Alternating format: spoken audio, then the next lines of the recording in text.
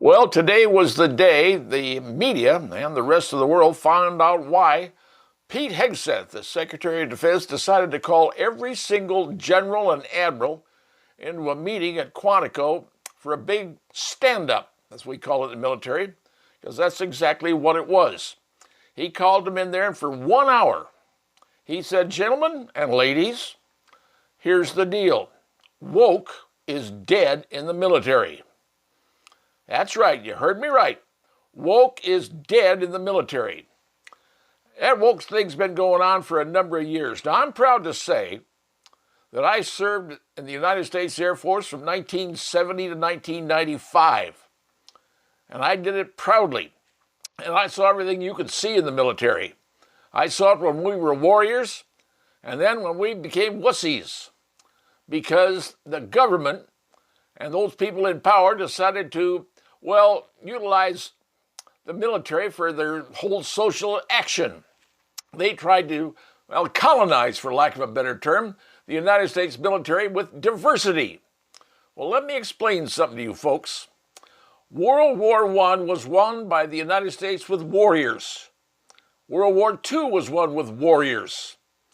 That's what wins wars, warriors. The job of the military is very simple: to kill people and break stuff. Now, that's pretty harsh. You may not like it, but that was our job. Now, I happen to be one of those pilots in the Strategic Air Command back when it existed, and our job was to blow up the entire world if necessary, because we carried nuclear weapons and we had the missiles. And if we had to use them, we were prepared to do it. That's what you do when you're warriors. Well, Secretary of Defense said, enough of this diversity stuff. Everybody goes back to being warriors. We're done with the guys wearing dresses, the guys who think they're women. Sorry, it doesn't work. We are warriors, and if you're going to win a war and have a military, you must have warriors, not diversity. Whoever came up with the concept to say, diversity is what makes us better. No, it doesn't. What makes us better are people willing to sacrifice their lives to keep America free. That's right, sacrificing their lives. Now, physical standards, they're going back. And if you have an MOS that says you're a combat MOS, you better be in shape, dude. You just better be in shape, because physical fitness is coming back. And you generals out there, you better understand something. You better be in the same physical fitness as the men that you are directing, because everybody's going to be treated the same in the new unwoke military. We're going back to doing what we do best, and that's winning. You don't win with diversity. You win with warriors. Now, Secretary of Defense told the generals and the admirals, if you guys don't like any of this, feel free to quit, resign, step down, retire. And there's probably going to be some who did, because, we were using diversity to put people into positions. It wasn't based on merit. It was based on the color of your skin, what gender you were. Doesn't work, folks. I watched the entire hour of what was said.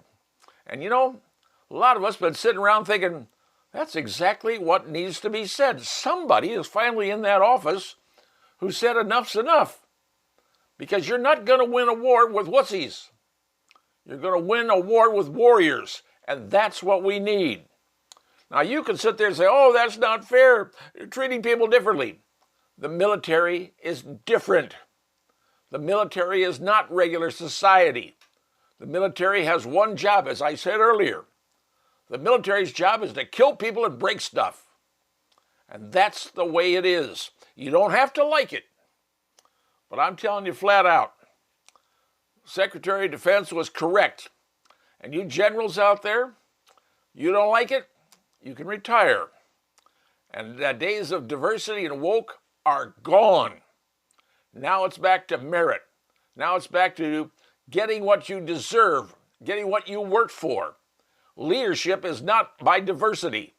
It's by the strength. It's by being a leader, not because of the color of your skin or your particular gender. It's the way it is, folks. So I saw the speech, and don't tell me anything that said, oh, well, you can't do that, that's not legal. The military and war ain't legal. War is ugly. And if you want to win a war, you better be prepared to be as ugly or uglier than the person or persons you are fighting. Because in war, there are no rules. War is win or die. And in this country, we would rather win.